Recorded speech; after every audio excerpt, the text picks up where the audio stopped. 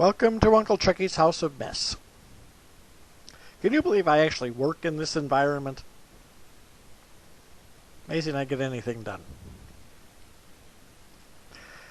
Well, today I think I'm going to explain something about my philosophy. Why I scare the living daylights out of people. And why people who follow my philosophy, I hate that word follow, ascribe to it, find it worthwhile in their own lives, whatever, also scare the living daylights out of people. We don't follow the rules. See, with psionics, there are no rules. There are no laws. There's no accountability. You're not answerable to anyone for what you do with this.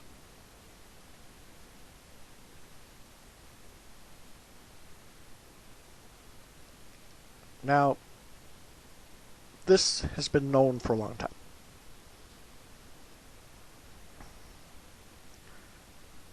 Without a physical connection linking a person to an action, how can you know if the person actually performed the action?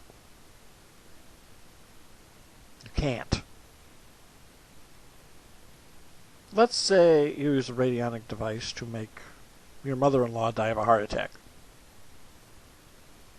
An example I can use because I don't have a mother-in-law. She died long before I met my wife. Makes life a lot easier, believe me.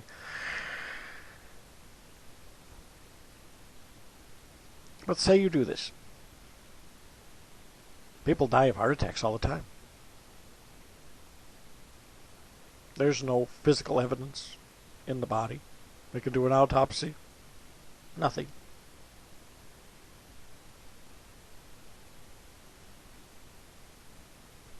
You can walk away scot-free. Now, everyone who works in the area of the psychic realizes this. And radionics, psionics, let us be clear on this, is an area of the psychic.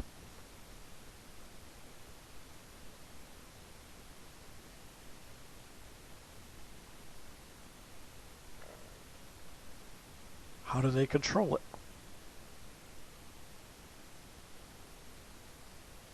Well, in small, very homogeneous societies.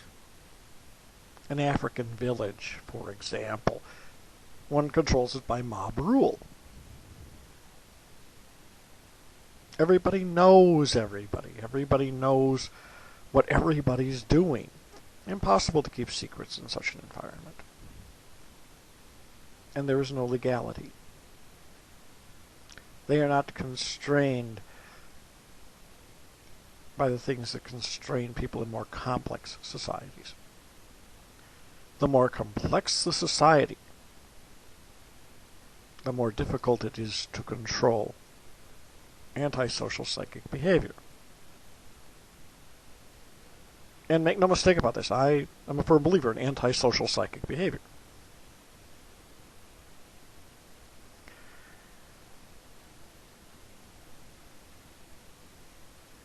So they come up with mythologies. We'll take the two most common that you will encounter, if you have not already, in this. The first is the noxious, vile, utterly despicable notion of karma. There is no such thing as karma. Karma is a lie. It is an ancient lie, but it is a lie nonetheless.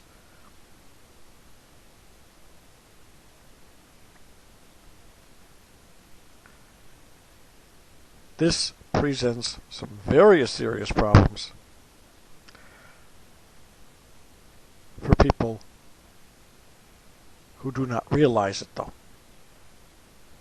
They are told, if you perform X action, you will get Y result. That's how you get silliness. Silliness. Somebody does a spell using the more traditional means of magic to get a job promotion, and the next week their car breaks down. Well, the car had 200,000 miles on it. The car is going to break down. You see where it goes. Everyone has disasters in their life. No one's life is without disaster. It happens. All you have to do is persuade people, and people are really dumb and really easy to persuade, that disaster X is the result of action Y. You don't even have to make the direct connection. You just come up with the concept that if they perform action Y, they will get disaster X, or the equivalent thereof. And when disaster X occurs, the car breaks down, they'll believe it. The poor dummies will believe it. Everyone gets sick. Everyone has somebody die. And at the moment, everyone dies. With any luck, a few years down the road, we may change that. I expect to get a new pancreas clone, and then I expect to live forever. Or at least long enough to be the equivalent thereof. And of course there is also the possibility, and I'm digressing terribly, they'll just decant my brain into a computer and I'll go on as a machine until they can get a new body to pour into. There's a really good story by Edmund Hamilton written in the 1930s called Intelligence Undying, where he posits one person being able to do this. Of course, the problem with the story is he posits only one person doing it. Well, of course, it would spread out to an entire society, but that would ruin the story. Oh, God, I digressed terribly, didn't I? But back to karma.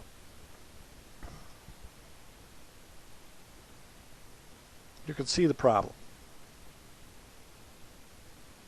If everyone has disasters, well, everyone has to have done something bad. And if they didn't do it bad in this life, I mean, maybe they've lived terribly boring lives of the utmost moral probity, and how they've managed to do that without dying of boredom by the time they're 5 is beyond me.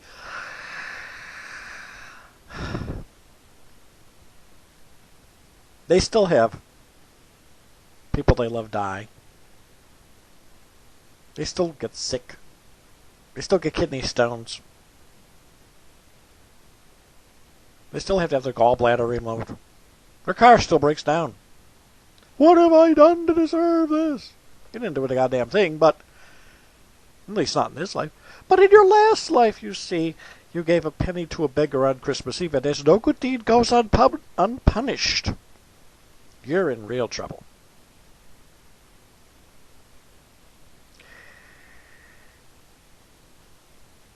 They got you coming, they got you going.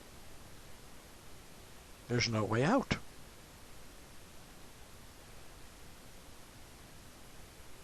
Every action brings something. You cannot live without action. Therefore, there's no way off the wheel. That, of course, is classical Hinduism. There is no way off the wheel. You're stuck with it for all eternity. Why anyone would want to ascribe to a belief structure like that is beyond me. I mean, talk about utter hopelessness. The Buddhists tried to solve that by introducing enlightenment. You get enlightenment and you kind of just jump off the wheel.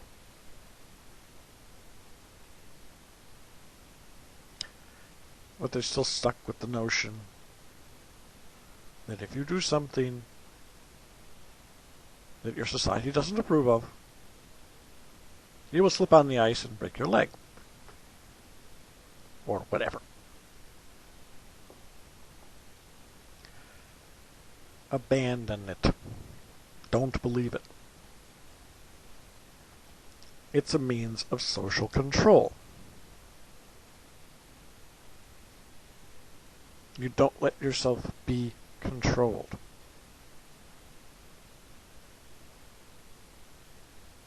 There are ways of getting away from it. Usually by just saying this is manure. We can just forget it.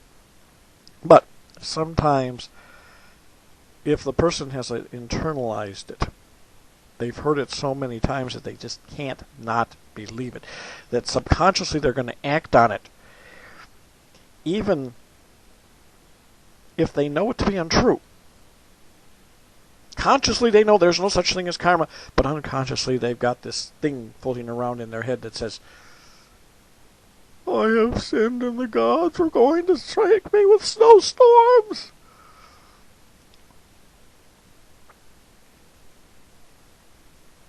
There's a way around that. There are ways using self-hypnosis to get rid of it. There are ways using psionics to get rid of it. Think of it as a little bit of energy in your etheric field, making you think that way. You simply use the technique of medical radionics, where you balance out the little bad, nasty things in your field to get rid of it.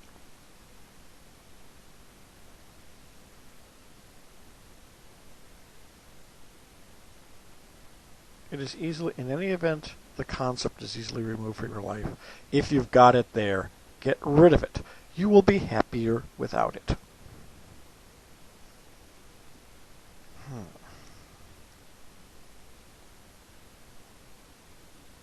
The other one, and this is a good one. The never to be sufficiently damned Wiccans came up with a thing called the Law of Three. Ooh.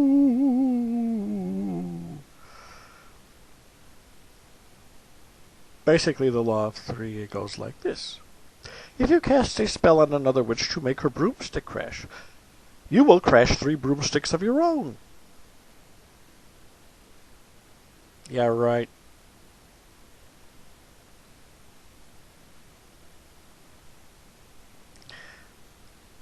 If you look at the world, you can see the utter nonsense of this. The wicked do prosper.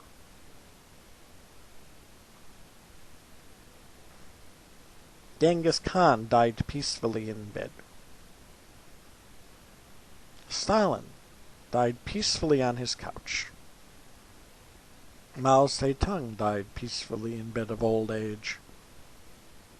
And Attila the Hun died happy on his 438th wedding night. It ain't true. It's baloney. It's hokum. But if you don't persuade people that bad things will happen to them if they do bad things, people will do bad things and all hell will break loose. Okay, let's have all hell break loose. Let's make life interesting. We are not accountable. We are subject to no law, as long as we don't do anything really stupid, like take money from people to heal them.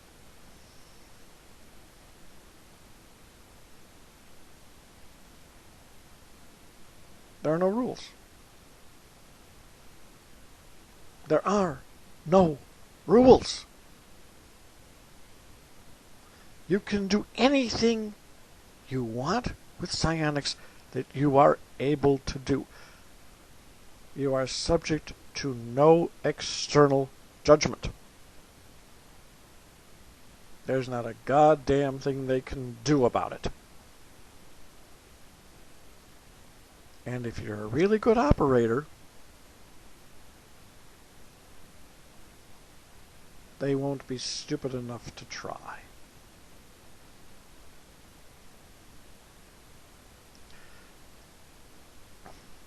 Now, where does that lead us? To anarchy. To chaos. There's no way around it. There's nothing for it.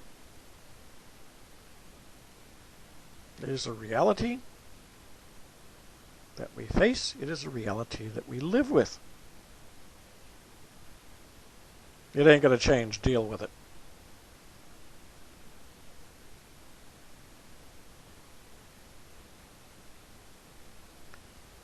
This makes people nervous.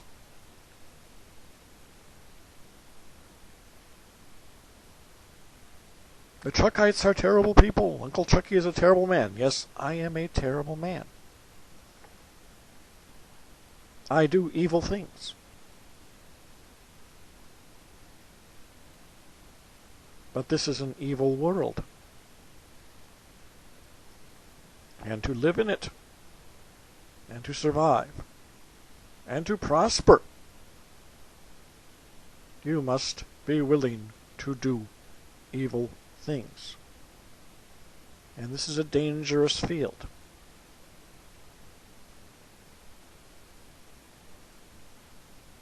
This is a field where if you are known, you take risks. No way around it.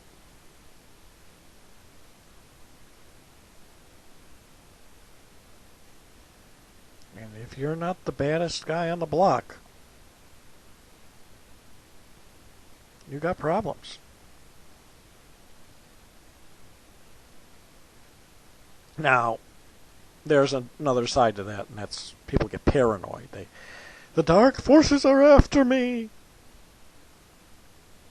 The dark forces have better things to do with their time, if they even exist. But they do exist. I'm one of them. The wrong hands wrote the book.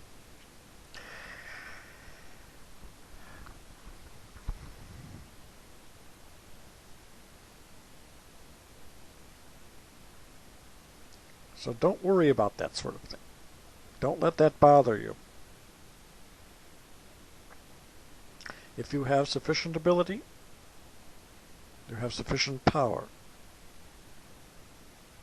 you need not concern yourself with the approval of others. For one thing, if you have sufficient power, you can make anyone that matters approve of you. And you'll be able to say, quite literally, those who matter don't care, and those who care don't matter. Not everyone is going to like you. Not everyone is going to love you.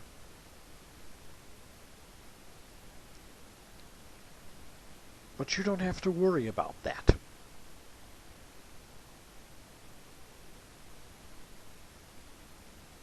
All you have to do is work on your art, work on your equipment, develop your abilities.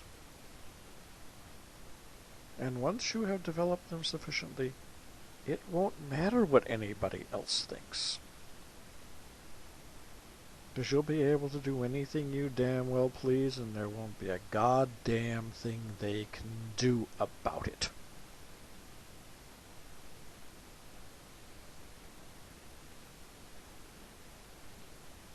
And believe me, they will know there is nothing they can do about it. They won't know how they know. They'll just know.